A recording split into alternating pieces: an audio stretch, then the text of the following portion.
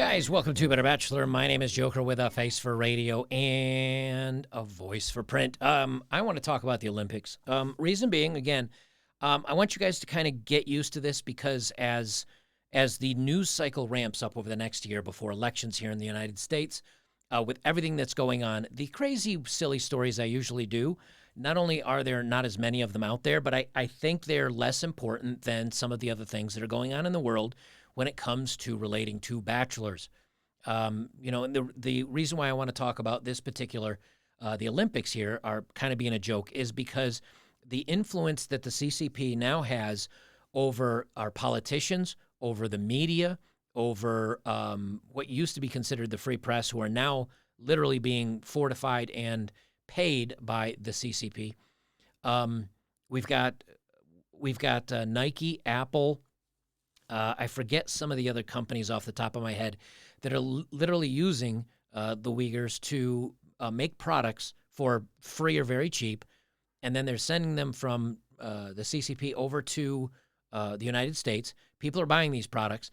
The companies like Nike and Apple are making an absolute ton of money out of this. China's making a ton of money out of it, and the people that are actually making the products are the ones that are suffering the most under this regime. And instead of punishing China, they're going ahead and they're saying, "Hey, we're going to give you the Olympics." And come to find out, not only are people very unhappy about this, but it turns out the Olympians themselves are, and they're being treated horribly. And again, how does this relate to being a bachelor, a man out there? I'll tell you how it does for me. When I walk into a store now, when I'm forced to go to Amazon, because I try to buy from small local stores first, whether it's hardware, whether it's towels, sheets, anything. I try to avoid the big box stores and go to the smaller shops if I can. A lot of times I'm not able to do that. But when I'm in those stores, I look for the Made in USA tag.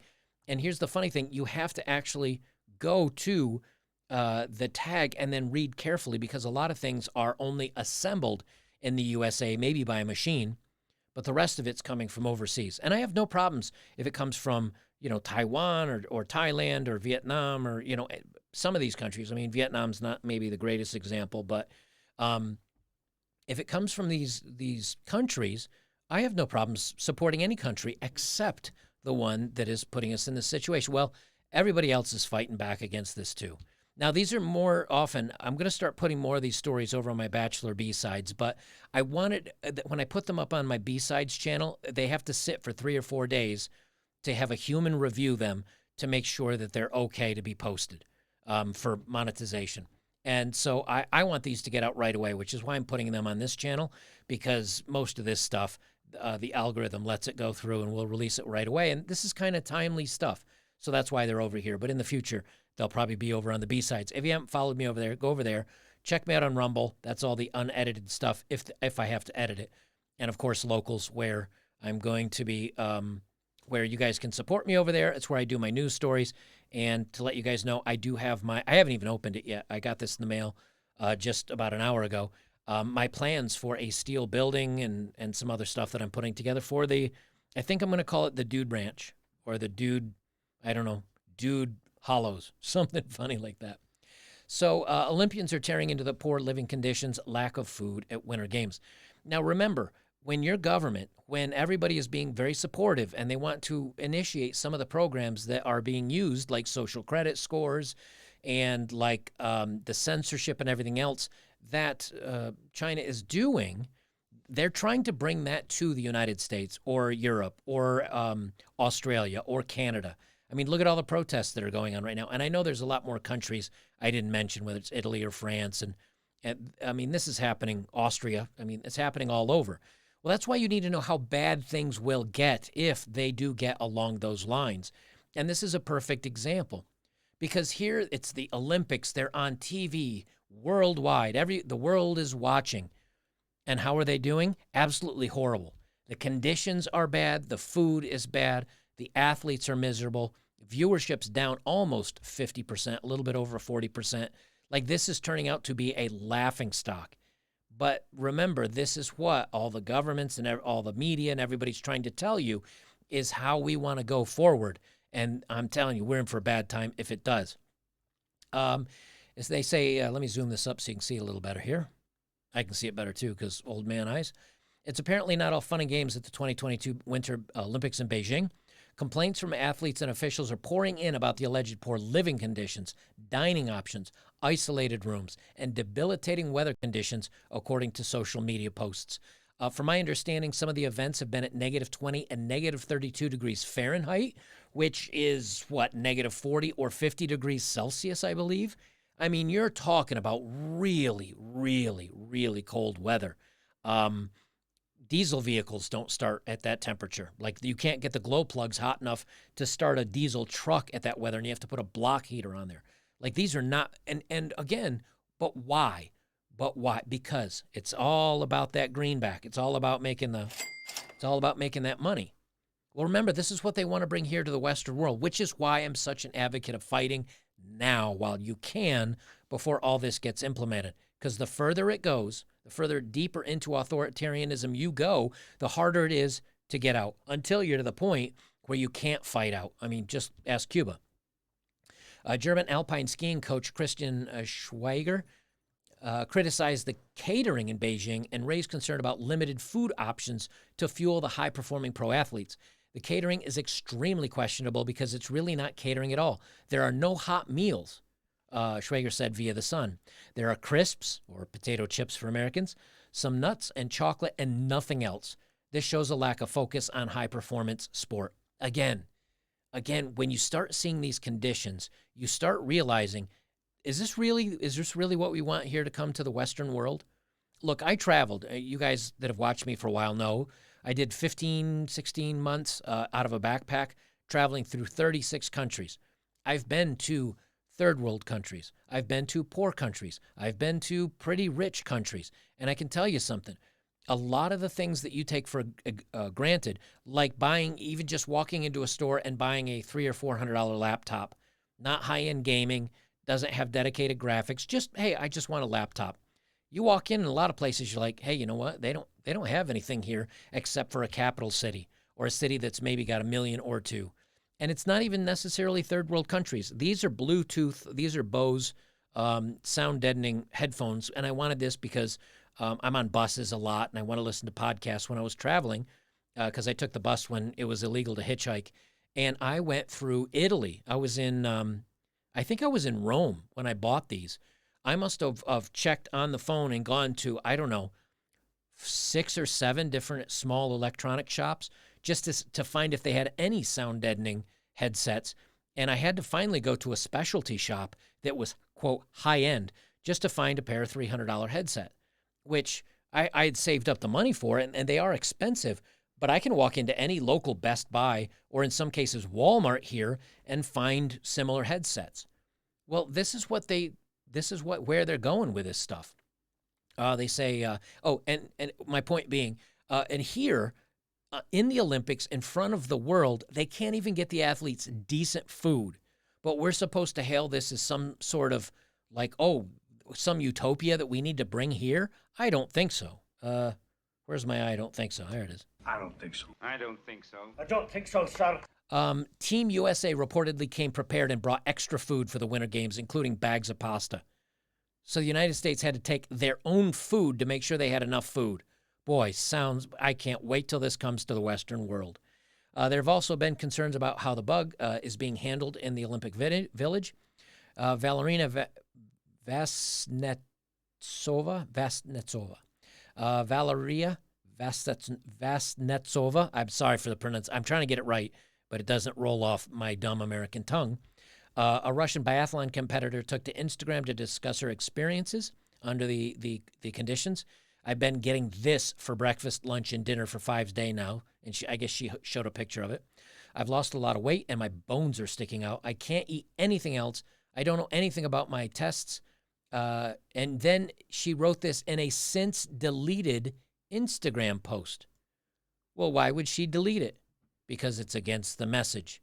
Either her country or the hosting country came to her and said, you need to take this down.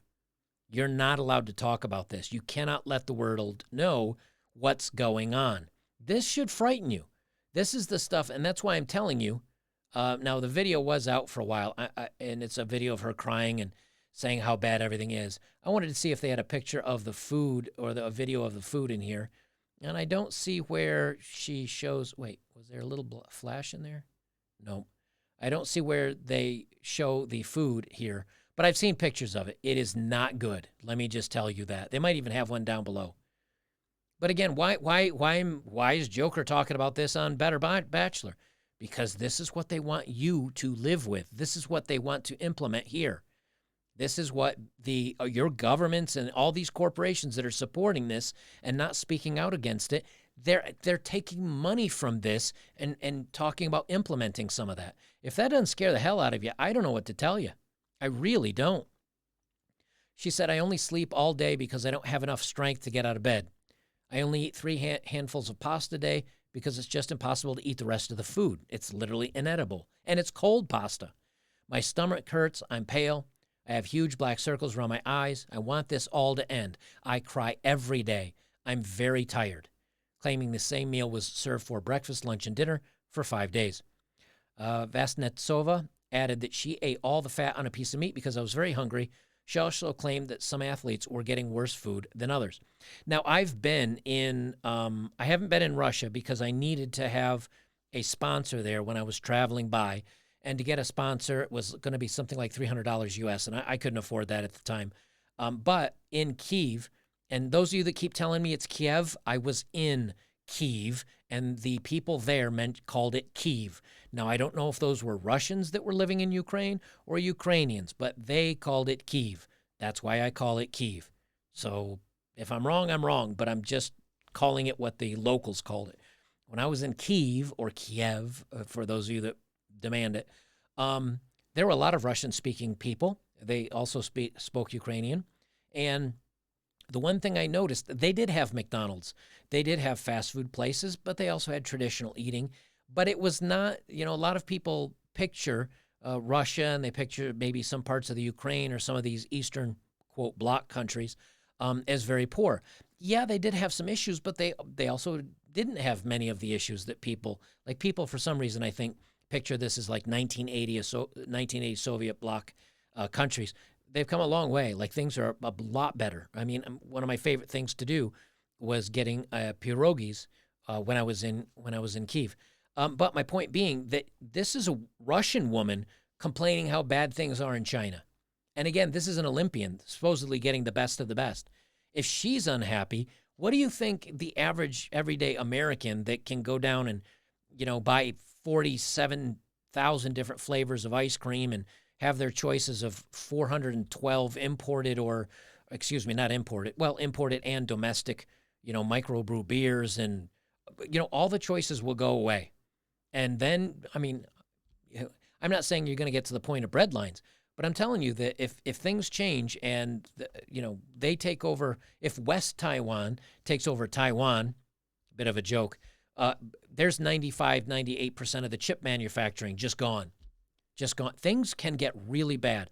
So again, you guys need to know what's going on, because you either need to stand up now or you need to complain when it's too late. Like, you can't just assume all is going to be going well.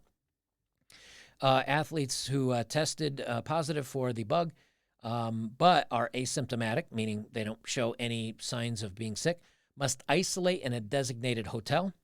And for those experiencing the symptoms, straight to the hospital. Athletes can return to competition once they have submitted 2 consecutive negative tests. What happens if your sport is going on right then, but you tested? You missed the Olympics. You're out. All that training, you get nothing. And here's the other thing I'm wondering. What if you're like the top of your sport? I wonder if you, quote, test and you end up being positive, so you're not allowed to participate, which might help certain other athletes perform better. I don't know, and I'm not alleging that that's happening. But there is a little part of me that starts thinking like, I wonder if they're doing that. And they go down and explain some of the other countries complaining about how bad things are, as far as the accommodations, the food, everything else. But this is, again, if you watch the mainstream news, if you watch the MSNBC or CNN, or who has it? The Peacock Network there, NBC, I think that is, or Peacock Network, or even ESPN. While they're covering some of these sports, it's all praise and glory, and everything is wonderful, and we're going to pray. Well, how? Why? Because the rest of us, I mean, we're just like, I'm just a stupid guy sitting in a room. I know the truth. Are you telling me people at these mainstream media outlets don't know the truth? Or are they saying, well, big chunk of our money comes in from overseas there. We need to be all supportive of this regime. And again, when it starts wheedling its way into policies and politicians' pockets and all that stuff, we may, I mean, our own government, our own media is being bought and paid for, like by some forces that do not want very good things for us here in the Western world. So, I know this doesn't apply to everybody. And look, I hate talking about politics here on my channel. I talk about them all the time over on my locals channel. But the reason why this isn't about the politics so much as, well, certain people, but I'm saying probably both sides of many of your politicians, both left and right, are being bought and paid for. And they're okay with it because they're going to have enough money and they have the influence and they're high enough ranking because they make the decisions. They'll end up being fine out of all of this. They're going to be rich. They're going to be inside the bubble. But for those of us outside of it, life can get really, really bad. And look, I've been saying this now for over a year. I think it wasn't this past Christmas. It was the Christmas before that. I want to say it was like a December 30th or 31st video I did where I said, guys, the censorship is going to get worse. What you're able to say or talk about or hear is going to get worse. It's going to get a lot worse before it gets better. Guys, we're just getting started here. We're just getting started on this stuff. So here's my clarion call again, because last year I said it's going to get worse, and it's gotten a lot worse. I'm telling you again, if we continue at this pace, it's going to get even worse by the end of this year. And we've got election cycle coming up here in the United States. It's really, really going to get bad and ugly, and the lies are going to fly. So get your information from various sources. Pay attention to what's going on. Understand whether you agree or disagree with either side of it. Your freedoms are at risk, and once they're gone, getting them back is going to be a very, very tough go.